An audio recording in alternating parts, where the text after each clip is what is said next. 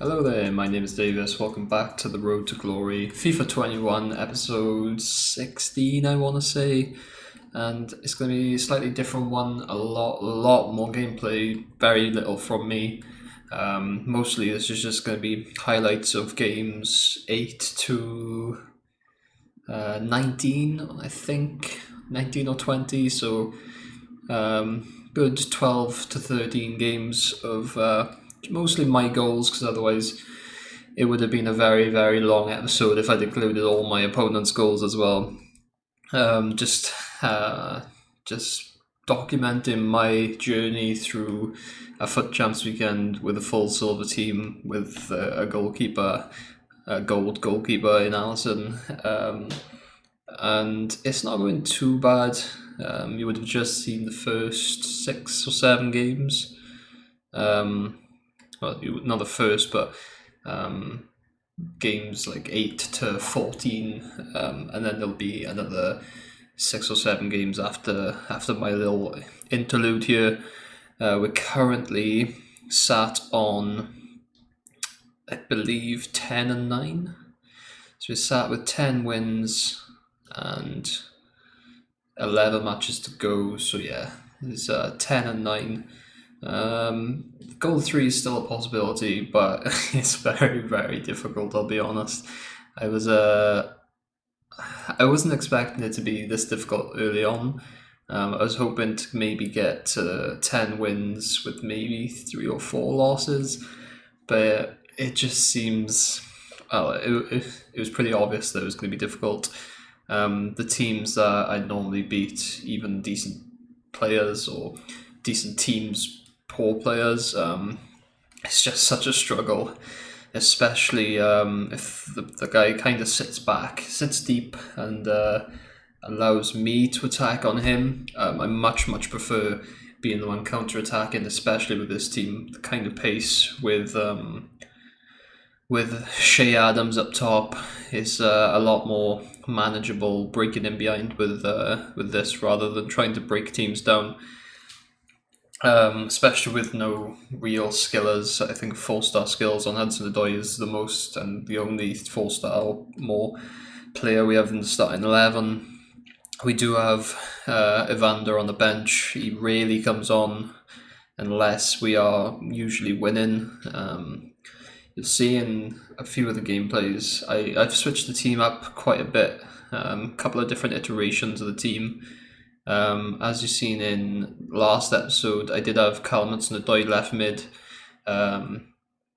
Martinelli was on the bench, and Okafor was at right mid, with the Red Bull Salzburg right flank. But I soon changed that after the last episode.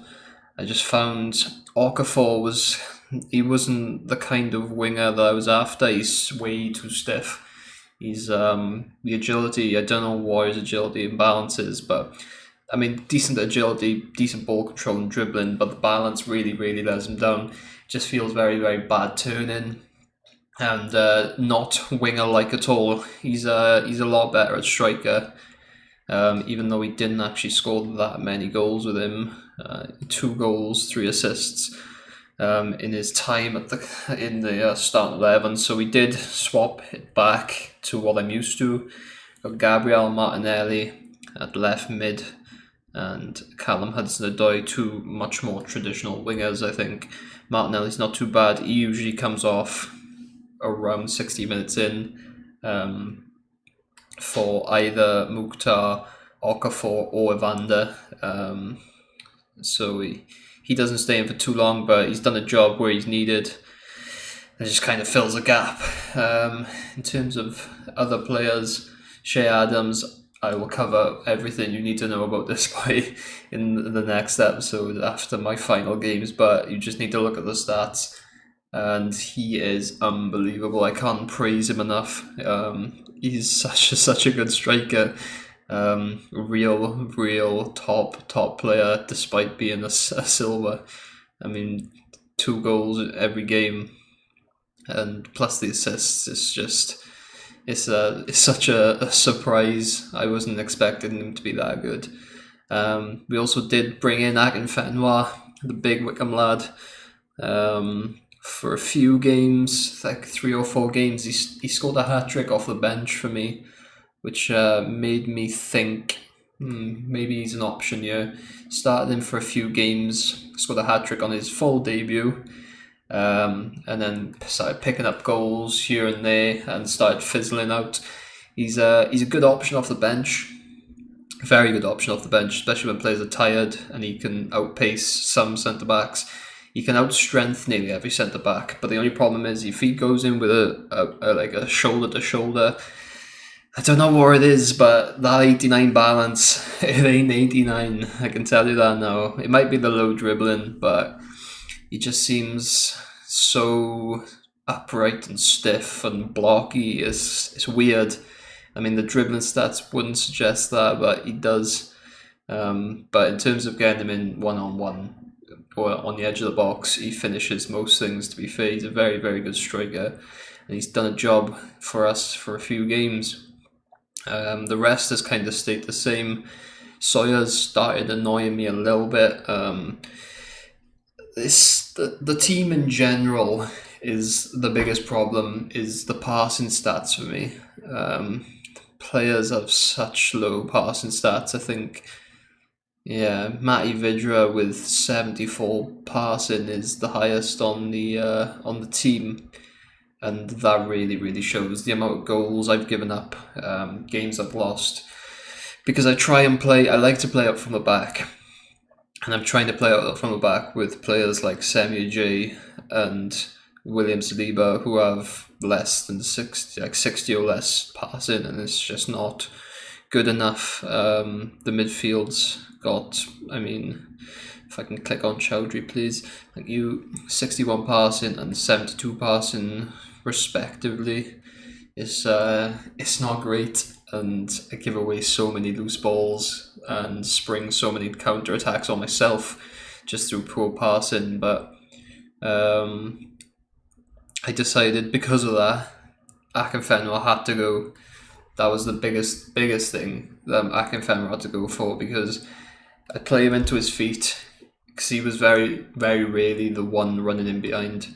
He was always playing 1-2s with Shea Adams. I play a ball into his feet, he'd try and pass her off, and it'd be a poor pass, stops our own attack, and we're back to square one. So I brought Matty Vidra back in, 74 passing, which is boosted with that engine as well, which is very, very nice. And I think it is the better option, really.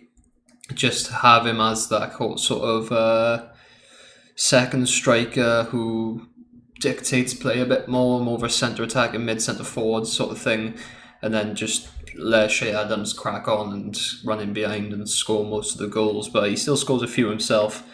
I mean, some of these are through other means. Obviously, he was the first Silva inform to come out, so I've used him a fair bit. But still, his scoring stats are very, very good. Regardless, I think most of them are in either rivals or this weekend. So yeah, nothing to turn your nose up at. But that is my over halfway, 2/3 of the way thoughts on the team. It's been a struggle. It's been very, very difficult, and hopefully next episode I'll bring some Goal 3 rewards, or a team that finished Goal 3 with the silver team. So that's where I'll leave it there. If you enjoyed the video, leave a like, or if you don't like the video, leave a dislike. Let me know. I don't want to see too much gameplay. I know not a lot of people like the gameplay of FIFA 21, despite that being the main thing of it. If you want to stay up to date with the rest of the series or anything else I do on the channel, you can always subscribe. That helps me out massively. And that is it. Enjoy the highlights. Thank you very much for watching. Good night.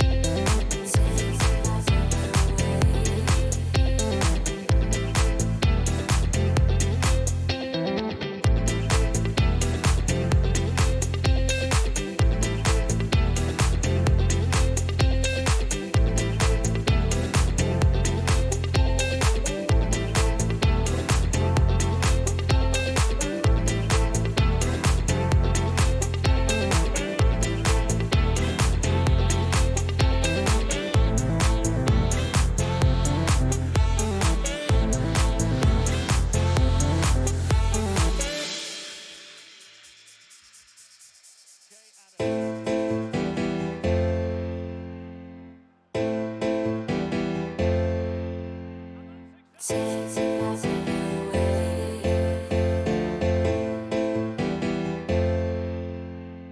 suddenly I feel your lips on me. I feel your lips on me.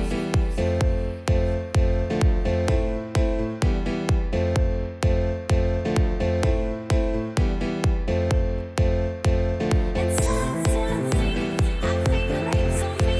I feel your lips on me.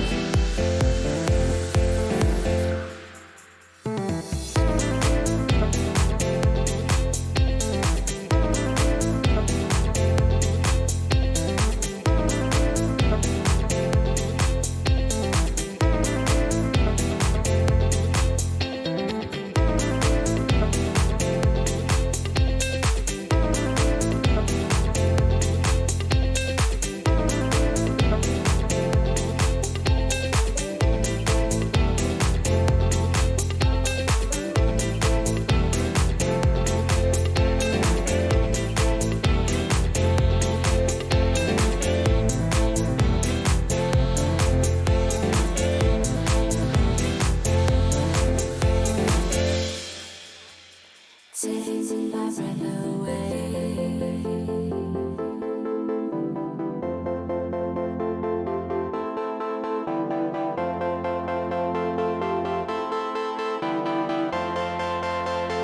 And suddenly I feel it on me. I feel it on me.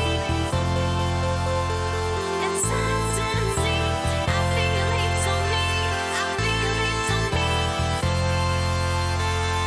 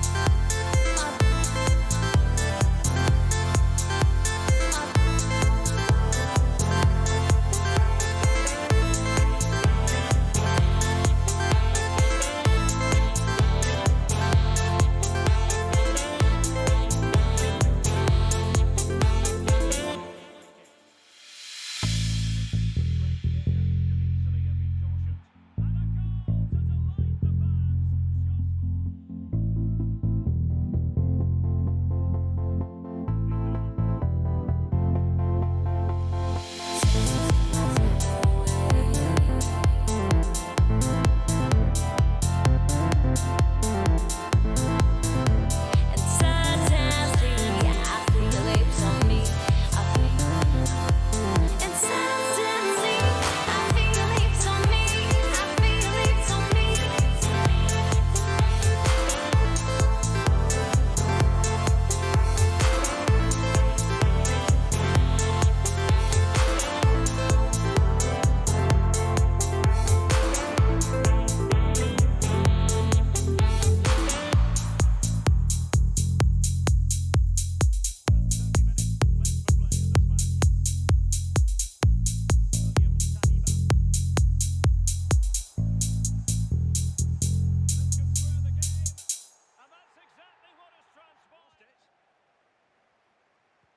Well, they might be onto something.